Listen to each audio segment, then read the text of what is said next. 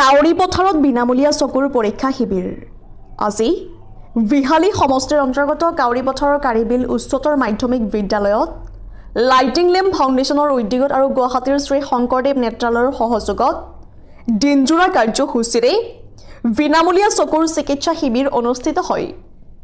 এই শিবিৰৰ দ্বাৰ মুকলি কৰে বাৰ্তাজীৱী সংঘ বিশ্বনাথ জিলাৰ সভাপতি নগেন শইকীয়াই। এই কেম্পত প্ৰায় ৩০০ ৰোগীয়ে স্বাস্থ্য সেৱা গ্ৰহণ কৰে। উল্লেখ্য যে যিসকল ৰোগীৰ অস্ত্ৰোপচাৰৰ বা চশমাৰ প্ৰয়োজন হ'ব সেইসকল ৰোগীক যাতায়াতৰ লগতে সকলো খৰচ বহন কৰা হ'ব বুলি লাইটিং লেম্প ফাউণ্ডেশ্যনৰ সঞ্চালক চিৰঞ্জীৱ পাঠকে জানিবলৈ দিছে। এই চকুৰ চিকিৎসা শিবিৰত সহযোগিতা আগবঢ়াই বিদ্যালয়ৰ অধ্যক্ষ ইন্দ্ৰ বাহাদুৰ চেত্ৰীয়ে। বিশ্বনাথৰ পৰা ৰমেশ চন্দ্ৰ চৰেণৰ ৰিপৰ্ট JNKD নিউজ। চকু শৰীৰৰ মূল অংগটোৱে হ'ল চকু। চকু যদি নাথাকে মানুহৰ একো নাই। গতিকে এই চকু চিকিৎসাৰ কাৰণে আজি লাইটিং লেম্প ফাউণ্ডেশ্যনে যিটো এটা শিবিৰ আনি পেলাই ইয়াত চিকিৎসক আনি পেলাই গুৱাহাটী নেত্ৰালয়ৰ দৰে এটা ডাঙৰ অনুষ্ঠান, ডাঙৰ চকু চিকিৎসা অনুষ্ঠান, সেই অনুষ্ঠানটোৰ পৰা মানুহ চিকিৎসক আনি আজি তেখেতে যি এটা আমাক সহায় কৰিলে তাৰ বাবে আমি তেখেতক ধন্যবাদ জনাইছোঁ। নতুন বছৰ ওলগ জনাইছোঁ। তেখেত দীৰ্ঘায়ু হওক ইয়াৰে কামনা কৰিছোঁ। বিহালী বিভিন্ন প্ৰান্তত অনুষ্ঠিত কৰি আহিছে বা কেনেধৰণে সহযোগিতা পাইছে, সহায় কেনেদৰে? আমাৰ শ্ৰী শংকৰদেৱ নেত্ৰালয়ৰ অধীনত the last mile connectivity programme reach to the আনিছ প্ৰগ্ৰেমৰ অধীনত আমি অসমৰ 13খন জিলাত কাম কৰি আছোঁ আৰু যোৱাকালি আমি চাইজচা ফৰেষ্ট ৰিজাৰ্ভত কেম্প কৰিছোঁ। তাতে আমি 100জন ৰোগী চাইছিলোঁ আৰু তাৰে ভিতৰত 18জন ৰোগীক মানে চকু চিকিৎসাৰ চাৰ্জিকেল ইণ্টাৰভেনশ্যনৰ কাৰণে কৰিছোঁ। আজি আমাৰ কাউৰবিল জাতীয় বিদ্যালয়ত আমাৰ আনটি শিবিৰ অনুষ্ঠিত হৈছে।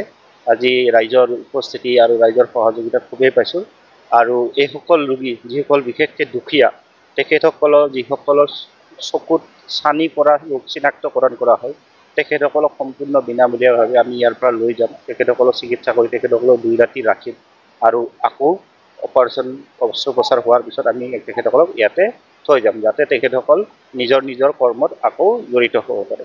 ধন্যবাদ। কেনেকুৱা পাইছে বা ৰাইজৰ সুবিধা কি হৈছে? হয়, পোনপ্ৰথমে আপোনালোক সময় মাধ্যমত ধন্যবাদ জনাইছোঁ আৰু লগতে সকলো অসমবাসীলৈ নতুন বছৰৰ আমাৰ আন্তৰিক শুভেচ্ছা আৰু ৰঙালী বিহুৰ শুভেচ্ছা জনালোঁ, স্পেচিয়েলি আমাৰ বিহালী ৰাইজলৈ। হয়, আজি আপোনালোকে যিহেতু গম পাইছে মই ৰেগুলাৰ মই এটা হেল্থ কেম্প কৰাই আছোঁ, কৰি গৈ আছোঁ। আজি আমাৰ যি কাউৰী পথাৰত আহি পেলাই আমি যোনটো চকুৰ শিবিৰটো আমি যোনটো আজি কৰিলোঁ, যোৱাবাৰো আমি কৰিলোঁ, জিঞ্জাত কৰিলোঁ, বিমাৰীত কৰিলোঁ আৰু আমাক সহযোগ কৰিছে আমাৰ গুৱাহাটী নেত্ৰালয়, শংকৰদেৱ নেত্ৰালয়। তেওঁলোকৰ পৰা ডক্টৰখিনি আহিছে। আমি যোৱাকালি এসপ্তাহ আগৰ পৰা আমাৰ এটা পৰিচালনা চলি আছে যে ক'ত কৰিম কেনেকৈ কৰিম আৰু মই এটা কথা কৈ খুবেই আনন্দিত, খুবেই মই সৌভাগ্য যে আজি চেত্ৰী ছাৰে আমাক এই যোনটো আজি অনুষ্ঠানটো কৰিবলৈ আমাক জেগা দিছে এইখনত, তাৰ কাৰণে মই ছাৰক মানে ধন্যবাদ জনাইছোঁ। আৰু লগতে মই খুৰা বুলিয়ে কওঁ, নগেন খুৰা আছে আমাৰ জ্যেষ্ঠ সম্পাদক, তেওঁ আহিছে, তেওঁৰ হাতেদি মই আজি উদ্বোধন কৰাইছোঁ আৰু ভাল লাগিছে। ৰাইজে ফালে তাৰমানে সহযোগ কৰিছে আৰু আজিকালি ধৰক ক'ব গ'লে মানুহ অকণ হেল্থ কনচিয়াছ হৈছে। গাঁৱৰ ভিতৰতো ধৰক বহুতসকলে গৈ গুৱাহাটীত গৈ ট্ৰিটমেণ্ট কৰিব নোৱাৰে। চ' সেইকাৰণে মই ভাবিলোঁ যে নাই, মই যদি তেওঁলোকক যদি আনিব পাৰোঁ তেওঁলোকে এটা সুবিধা পাব। সেইটো ভাবি যদি নেত্ৰালয়ৰ লগত যোগাযোগ কৰি য'ত অঞ্চলত যাব পাৰোঁ যিমানখিনিলৈকে মই ঢুকি পাওঁ গৈ আছোঁ আৰু আশা কৰোঁ ৰাইজৰ পৰা যদি এনেকৈ আশীৰ্বাদ পাওঁ, ঈশ্বৰৰ যদি আশীৰ্বাদ পাওঁ, মই আৰু আগবাঢ়ি যাম। ধৰক ভিতৰৰ অঞ্চললৈকে যাম, হেল্থৰ লৈ পেলাই চকু লৈ পেলাই চকুটো কৰি আছোঁ। কাৰণ চকু এটা আমাৰ চবতকৈ ডাঙৰ মূল্য। চকুখনৰ কাৰণে আমি পৃথিৱীখন দেখিছোঁ, হয়নে? চকুখনত লৈ পেলাই আমি ধৰক ভাল কোনটো ৰং কি দেখোঁ, মেইন আমাৰ অংগৰ মেইন উদ্দেশ্যটো হৈ গ'ল চকু। ত' চকুৰ পৰা মই আৰম্ভ কৰিছোঁ আৰু এনেকৈ কৰি গৈ থাকিম আৰু ভাল লাগিছে। ৰাইজো আহিছে।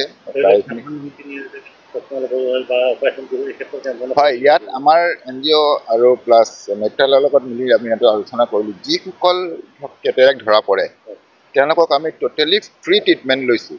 ধৰক এতিয়া যদি বোলে আমাৰ 100জন আহিলে তাৰ যদি 50জনৰ যদি কেটেৰেক্ট ধৰা পৰে তেওঁলোকক আমি ইয়াৰ পৰা বাছদি গুৱাহাটী লৈ যাম, তাত ৰাখাম, খোৱা বোৱা কৰি অপাৰেশ্যন কৰাই লেন্স লগাই আকৌ তেওঁলোকক উভতাই যায়। 10 পইচা এটা তেওঁলোকে কাকোকে দিব নালাগে।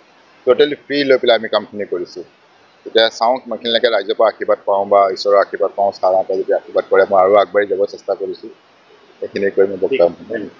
সৰ্বপ্ৰথমে এই ৰঙালী বিহুৰ আগমুহূৰ্তত লাইটিং লেম্প ফাউণ্ডেশ্যনৰ সঞ্চালক প্ৰধানে আমাৰ বিদ্যালয়ত একেবাৰে পিছপৰা অঞ্চল, গতিকে এনেকুৱা অঞ্চলত তেখেতে এটা মহান কাম কৰিছে বুলি মই ভাবোঁ যিহেতু আমাৰ এই অঞ্চলত যথেষ্ট নিৰীহ মানুহ আছে যিসকলে নেকি চকু চিকিৎসাৰ কাৰণে যথেষ্ট খৰচ কৰিব নোৱাৰে গতিকে এই সুবিধাখন আমাৰ বিদ্যালয়ক দিয়াৰ কাৰণে মই তেখেতলৈ আন্তৰিক ধন্যবাদ জ্ঞাপন কৰিছোঁ ৰাইজৰ সহযোগিতা নিশ্চয় হ'ব কিয়নো যথেষ্ট ৰাইজ আহি আছে এতিয়াও আৰু গাঁৱলীয়া ৰাইজ যিহেতু ইয়াৰ পৰা দূৰমুখলৈকে একেলগে পাহাৰৰ কাষলৈকে যিহেতু মানুহখিনি আছে তেওঁলোক নিশ্চয় দেৰিকৈ হ'লেও আহি পাব ৰাইজে সকলোৱে খবৰ পাইছে গতিকে মই এই মুহূৰ্তত এইটোৱে ক'ব বিচাৰোঁ যে এনেকুৱা অঞ্চলত এই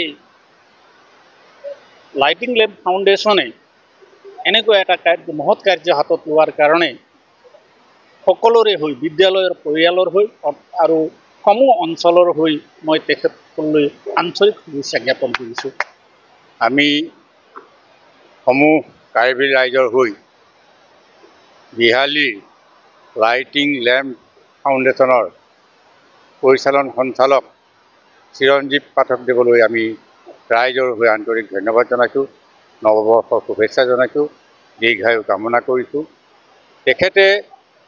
তেখেতৰ চেষ্টাত আমাৰ এই কাৰ্বি অঞ্চলত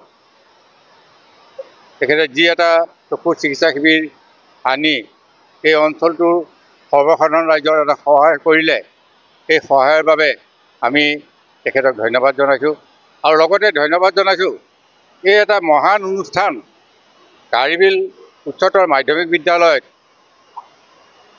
শিবিৰটো অনুষ্ঠিত কৰিবৰ বাবে যি এটা আগভাগ ল'লে তেখেতে যি এটা ৰুম আমাক দান কৰিলে তাৰ বাবে মই কাৰ্বিল উচ্চতৰ মাধ্যমিক বিদ্যালয়ৰ অধ্যক্ষ ইন্দ্ৰ বাহাদুৰ চেত্ৰীক আমি ৰাইজৰ ফালৰ পৰা ধন্যবাদ জনাইছোঁ।